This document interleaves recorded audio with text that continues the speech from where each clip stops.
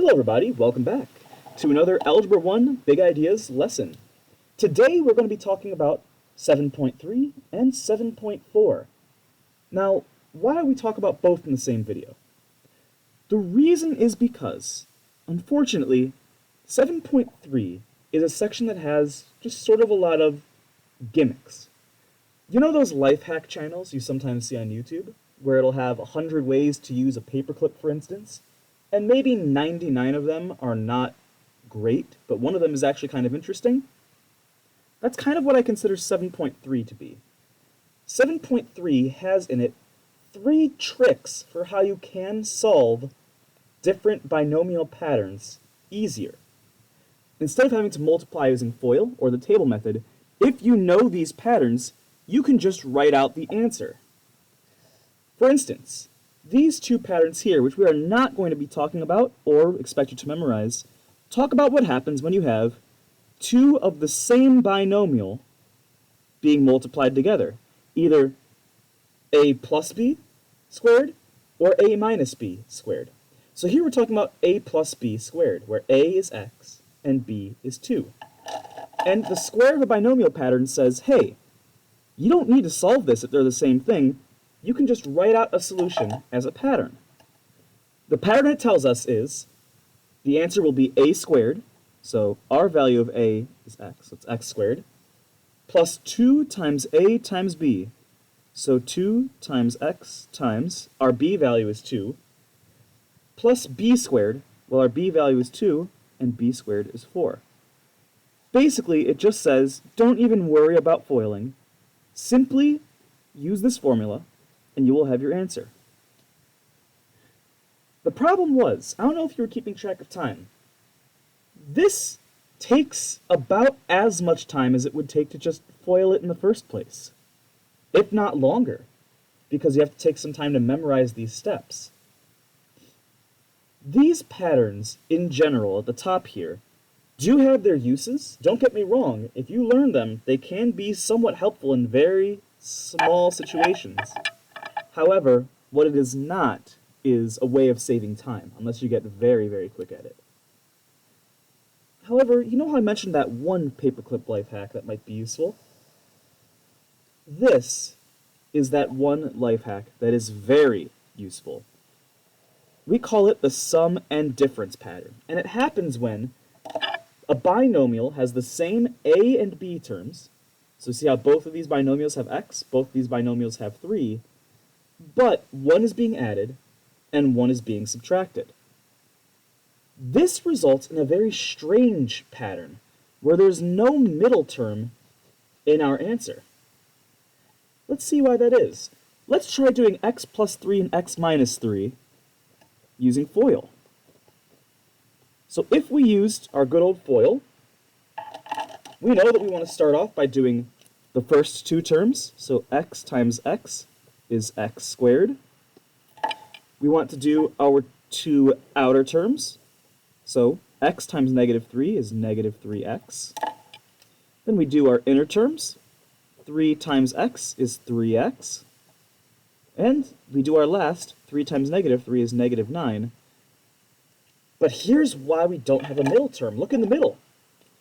We have a negative 3x and a 3x that are like terms and we want to combine. Well, what is negative 3x plus 3x? 0. They cancel each other out. So because they cancel, we're left with x squared minus 9. This particular pattern is going to come up time and time again. So it is important that we know it, that we're able to recognize it, that we're able to use it. It says instead of having to FOIL like this, since you won't have a middle term, just do the first term times the first term, the last term times the last term. And put a subtraction sign in between. We're all set. This pattern is very, very useful. Let's say we had a problem like this. 2x plus 3 times 2x minus 3. Again, we have the same first term and the same second term, so we can use this pattern. The pattern tells us, hey, instead of solving, just square your first term, your a term.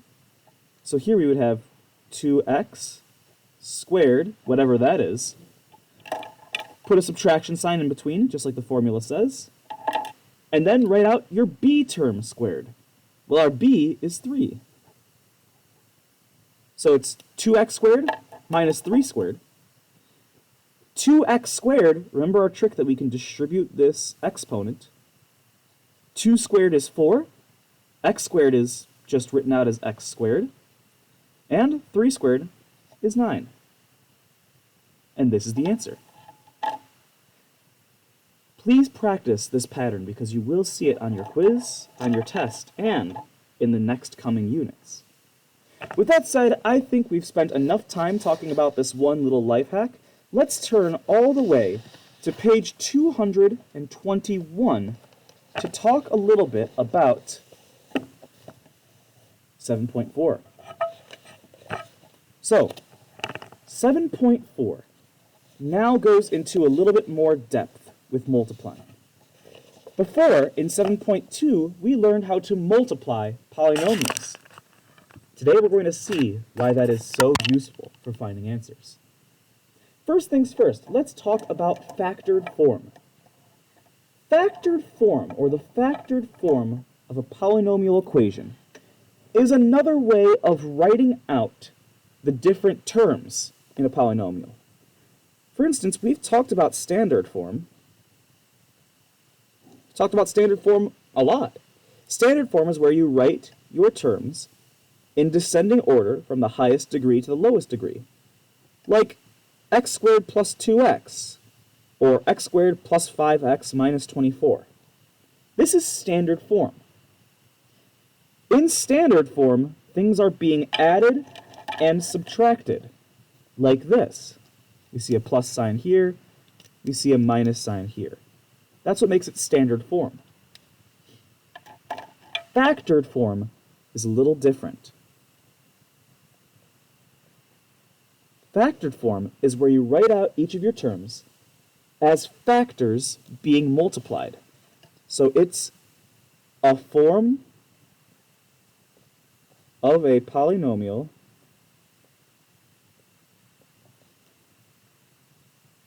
written as a product, meaning you're multiplying,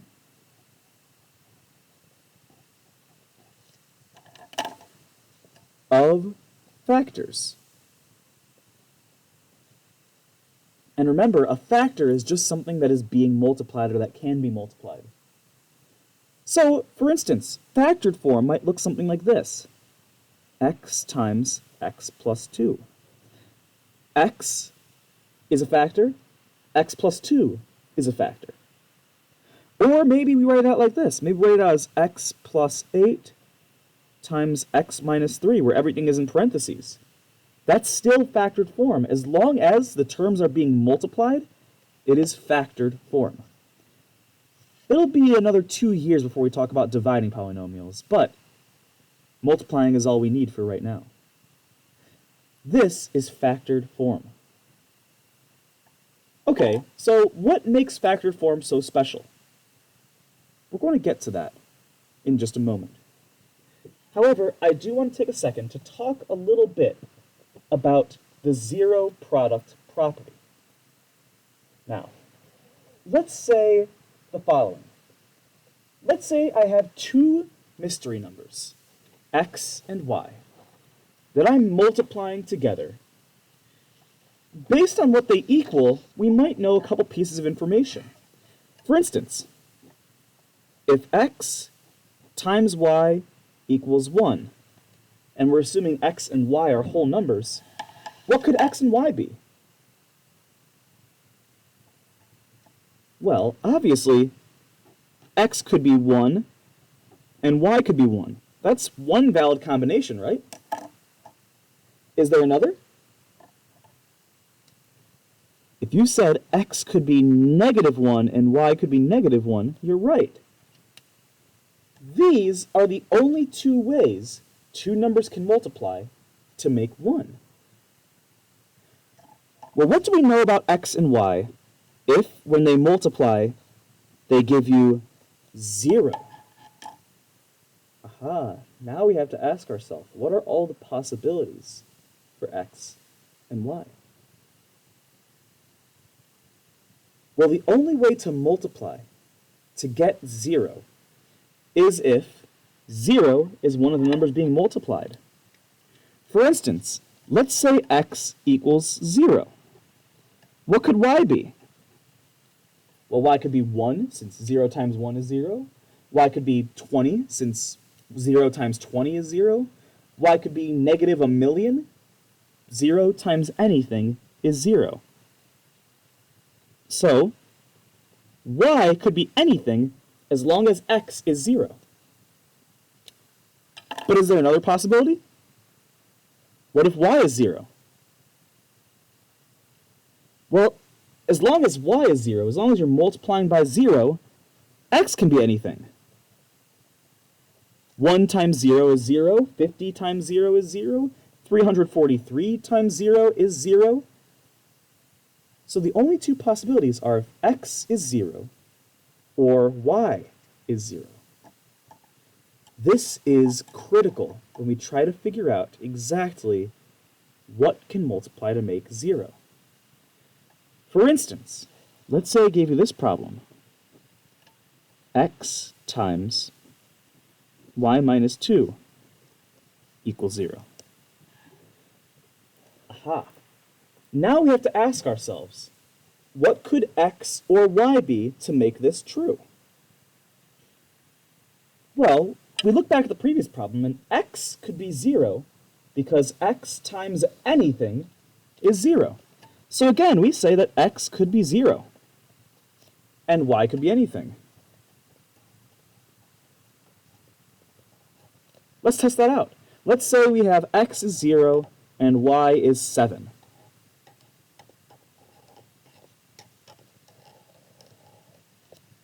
Well, what's 7 minus 2?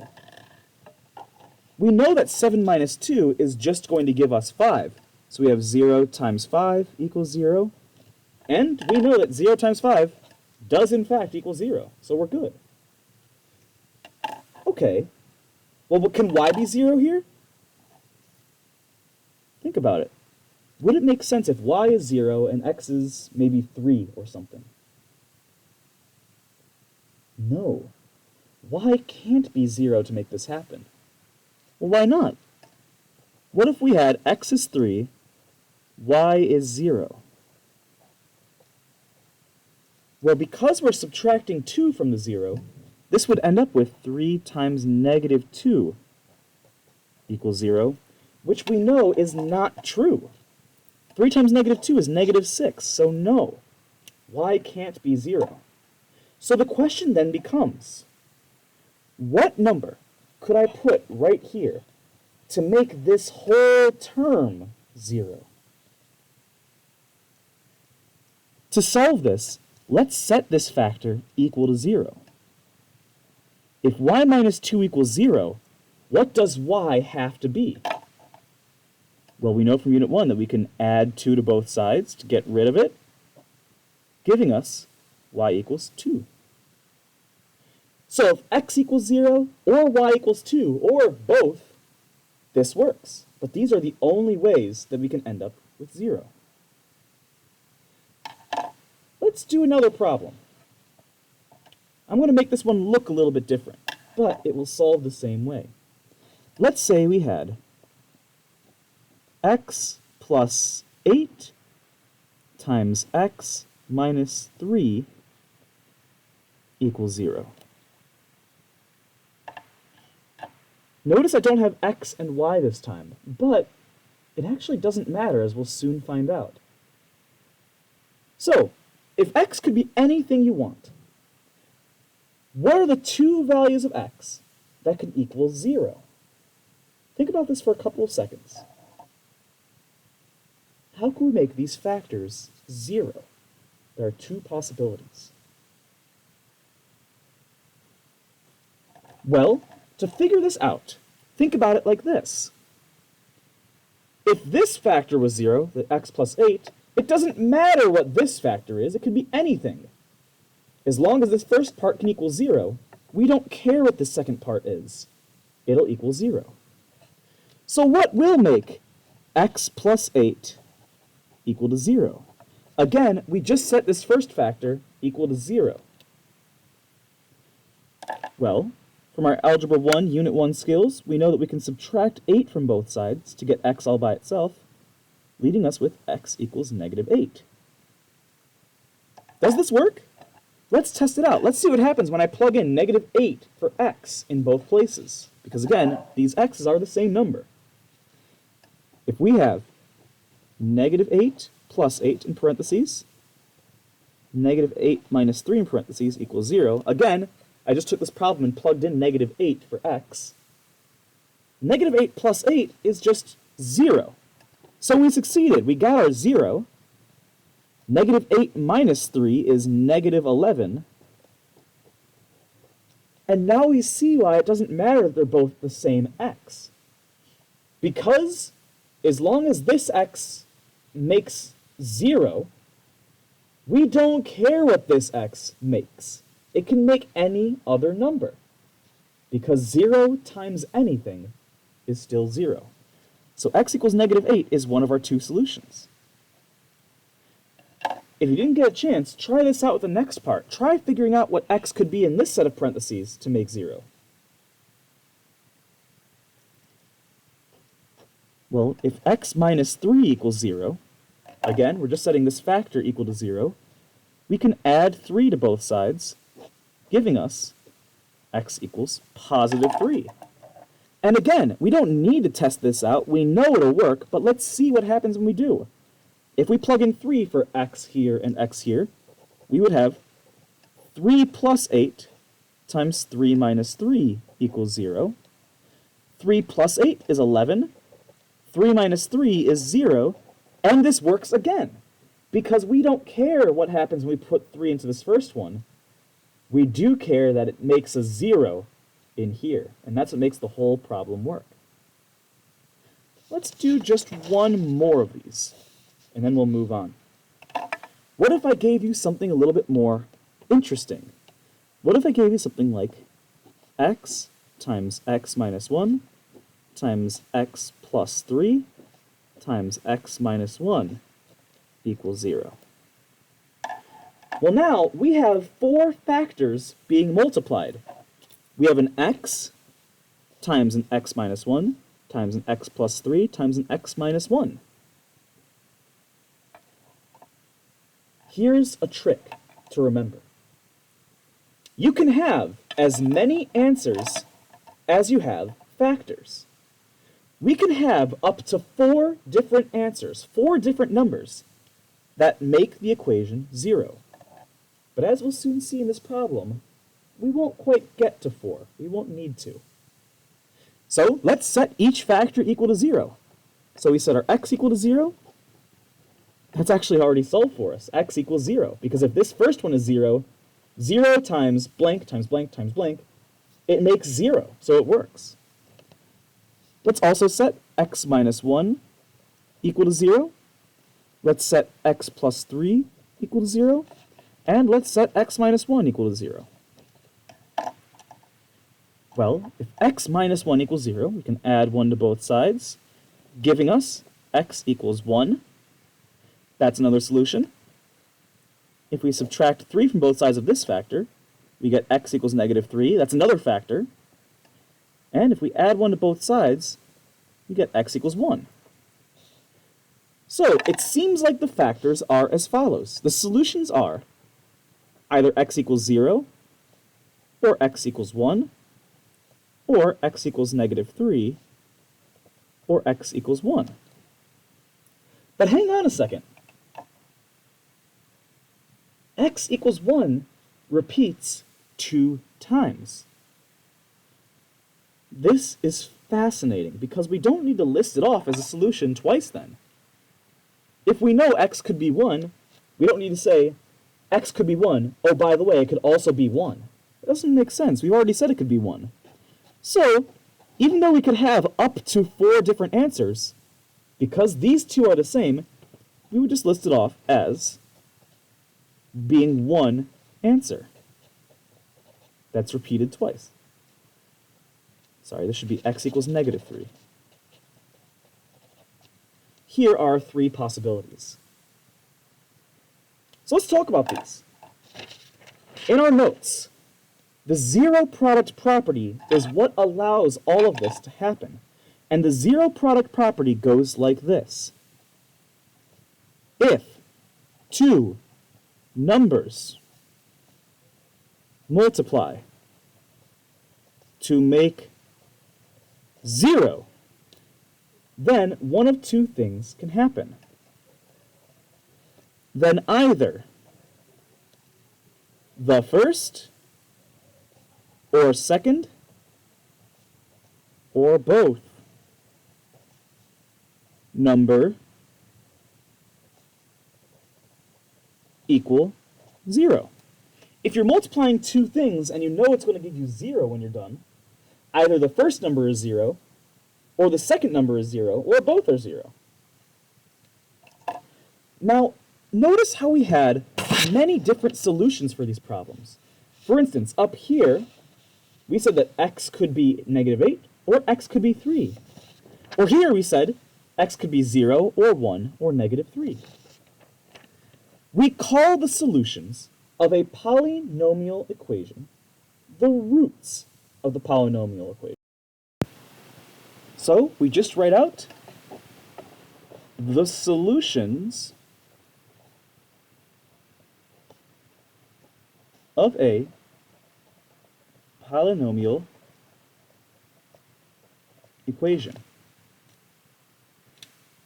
And keep this in mind.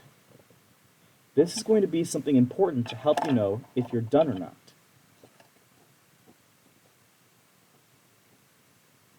There can be a max number of roots equal to the number of factors.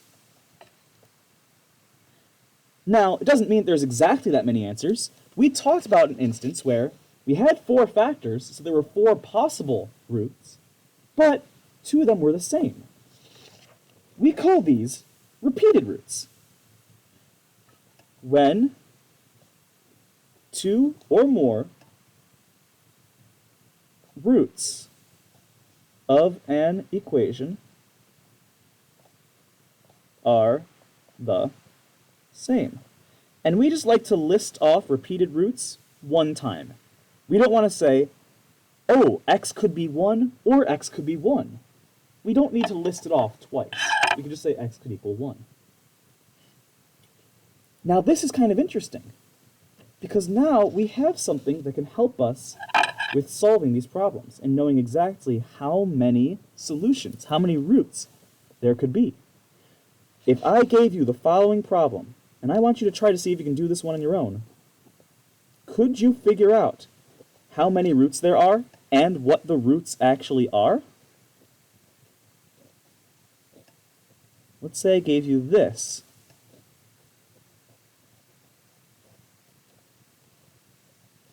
Could you figure out how many roots there are maximum, and then figure out exactly what the roots are?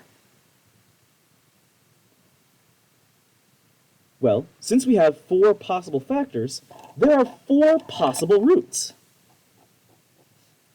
You may notice that there is somewhat of a knack to figuring some of the simpler ones out, that we don't need to set them equal to 0. Because you can just look in here and figure out what would make the inside of these parentheses 0. If x was positive 5, 5 minus 5 is 0. So we could say that 5 is the root. Or here, that 3 is the root.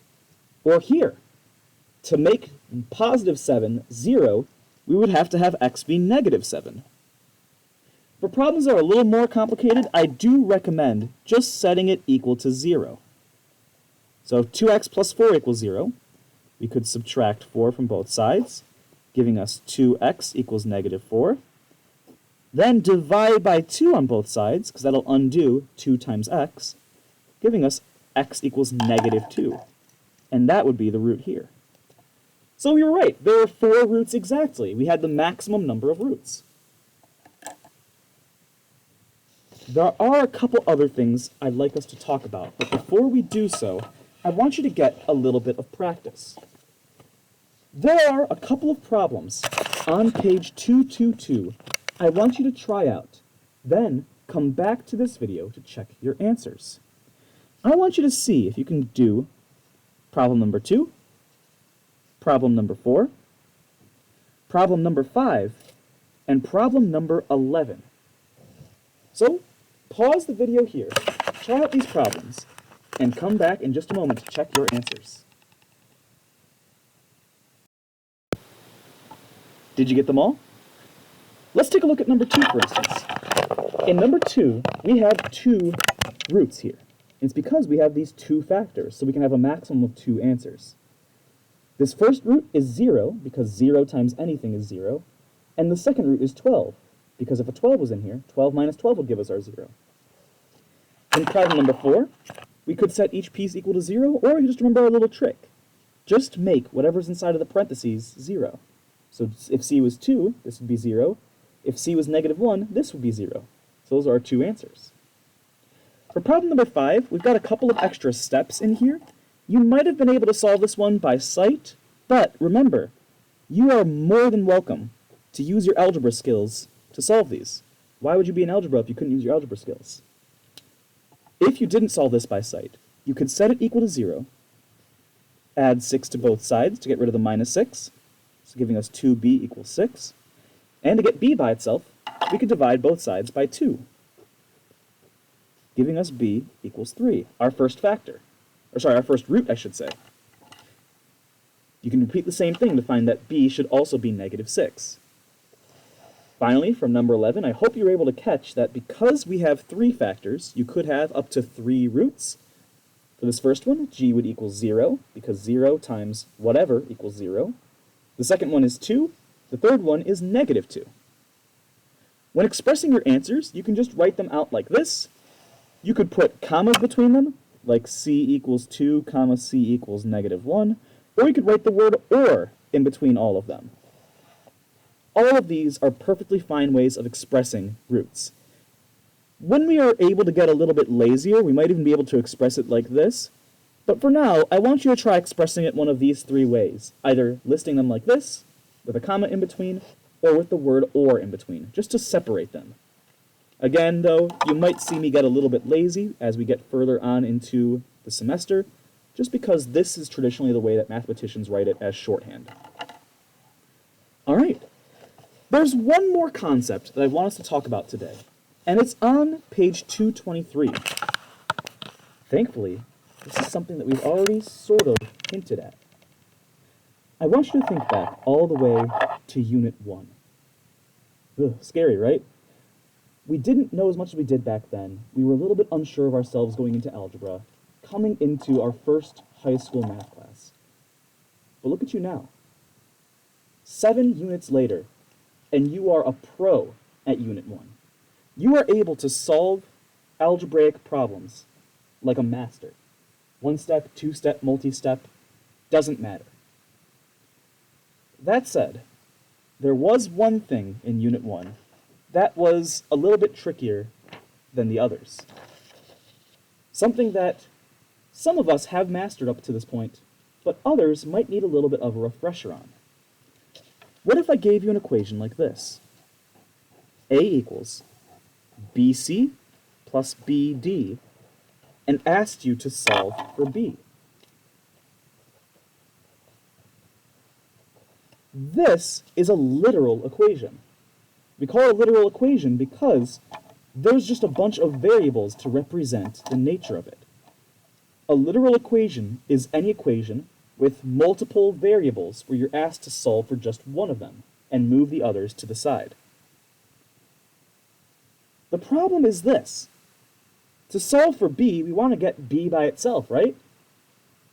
But b is in 2 different places, and we can't combine these. Why can't we combine them? Because variables only combine with variables that look exactly like themselves. They're very closed-minded. It's a little problematic. BC could only combine with another BC term. However, we learned a trick all the way back in Unit 1 to help us get b in one place. We called it the opposite of distribution, factoring. Distribution is where you take something, such as maybe x, and you distribute it into parentheses. So we would take this x and we would multiply it to everything inside. We basically hand it out to each piece, giving us xy plus xz. Factoring is the opposite of distribution. Instead of taking something and giving it out to the masses, we are taking one of the same thing from each term and putting it back in one place. So, xy and xz both have an x, so why don't we just take that x from both of them? When we take out the term from both of them, what we're really doing is we're dividing the term. xy divided by x, well, that's just the same as canceling out the x, giving us just our y back. The same with xz. xz divided by x is just z. When we pull the x out from both places, it turns back into just one x. You might ask why we pulled it from two different places. Well, it's the same thing with distribution. We turned one x into many. Factoring is turning many x's back into one. To show what's left over, after we factor out the common term, x, we leave what's left over in parentheses. If we take an x out of xy, we're just left with y. And if we pull an x out of xz, we're left with just z.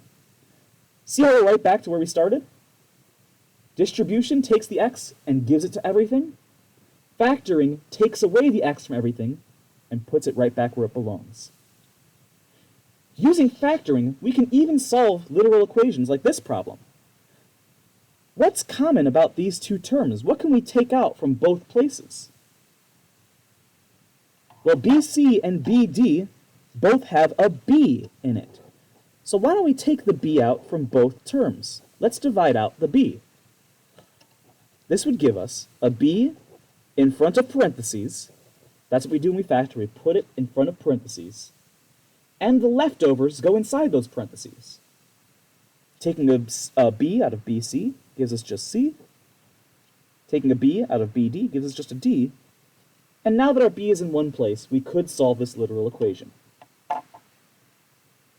What you could do is you could divide both sides by c plus d, giving us a over c plus d equals b. Factoring is very useful. I want us to do a couple of practice problems with this. Our book actually gives some great examples here. So we're actually going to work through quite a few of these. We are going to be working specifically through problem number 13, problem number 14, problem number 16, and problem number 18. And then we'll do one extra the book doesn't show us. Let's take a look at problem number 13. Since we're just asked to factor here, all they want from us, the only thing they want us to do, is to pull out what we can from both terms and factor it out. Remember that factoring means we're looking for something these two have in common. So what does 6x squared and 3x have in common? Well, if we're having a hard time deciding, let's remember what 6x squared can be written out as. 6x squared is 6 times x times x. And here we have 3x. Well, hang on a second. Both of these have x's we can pull out. We can pull an x out of this first one, and we can pull an x out of the second one. Let's do it. When we pull an x out, we put it in front, and we want to see what's left over. 6x squared, when we take away one of these x's, just turns into 6x. Remember, the exponent just counts how many of a variable is being multiplied in a term. So if we take an x out of 6x squared, it just becomes 6x. If we take an x out of 3x, we're left with just 3. So this is the factored form of the polynomial. X times 6x plus 3. Let's try number 14. Try number 14 out on your own and see if you can figure out what we can pull out. Here's a hint for you. I never said we can only pull out just one thing.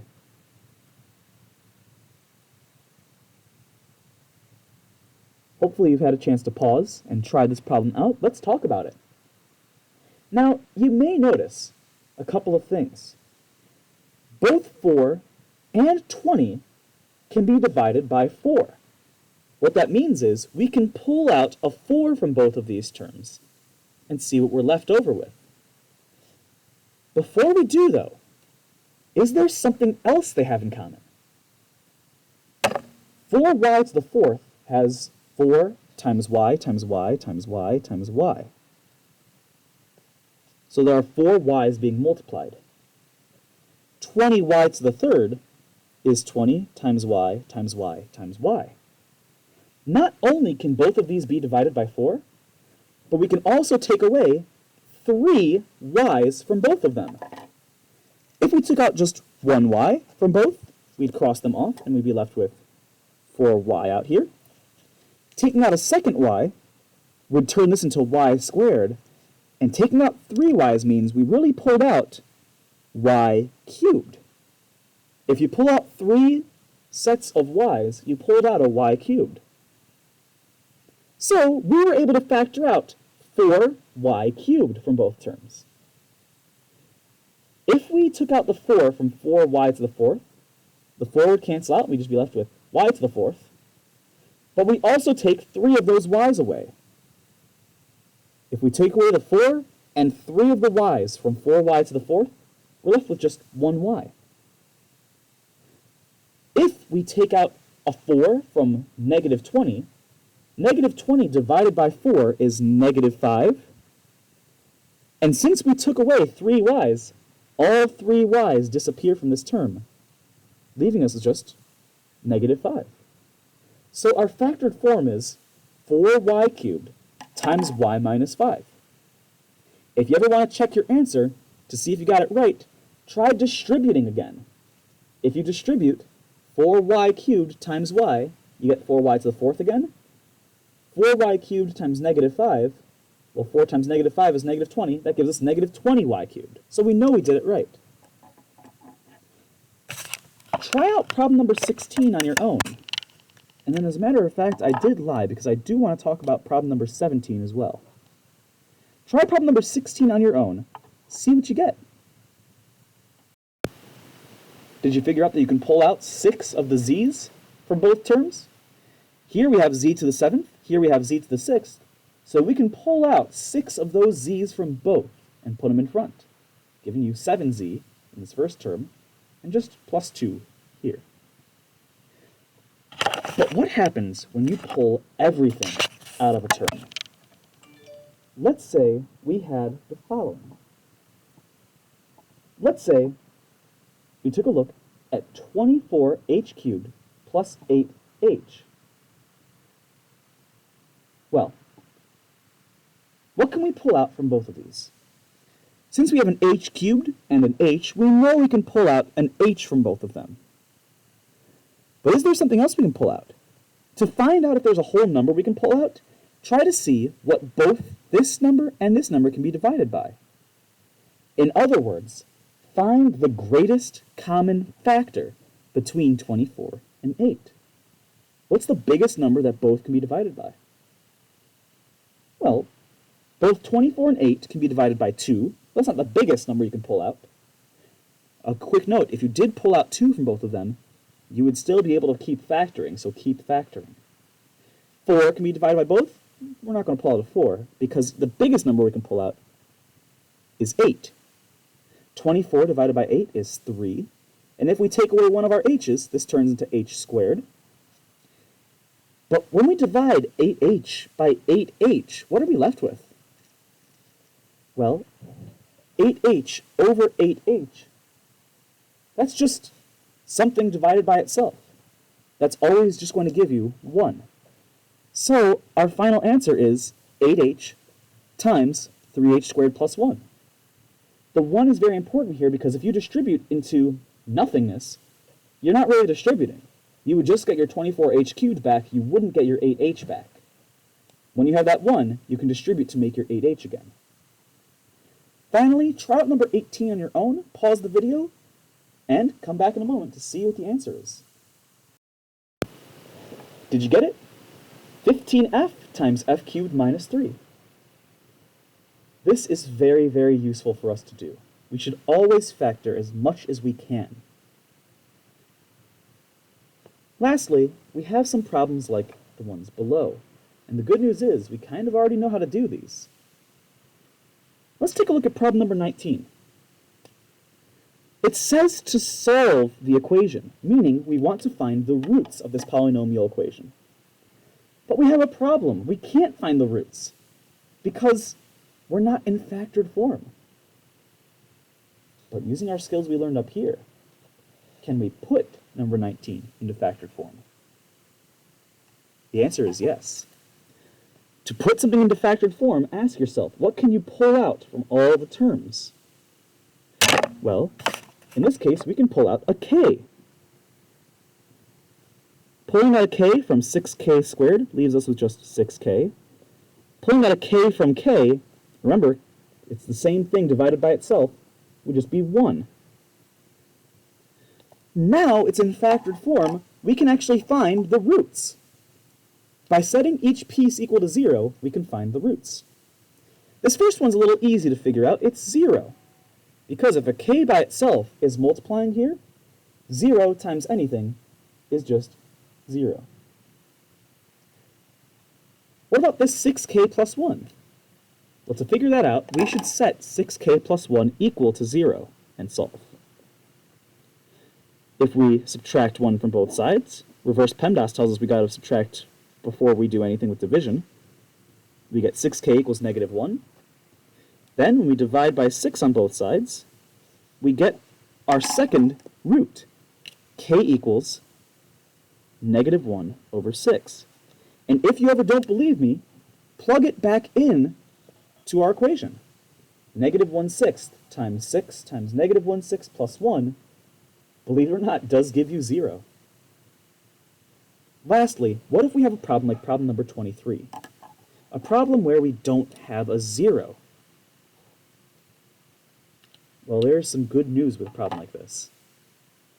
Using our Unit 1 skills again, we can actually make one of these sides 0. How can we do that? How can we move something from one side of the equation to the other, leaving behind just 0? Well, by doing the opposite. The opposite of 22s is negative, or minus 22s. So if we subtract 22s from both sides, 22s minus 22s is 0. So 0 equals 11s squared minus 22s. Once again, this is now in standard form equal to 0. Let's try putting it into factored form and finding the two roots.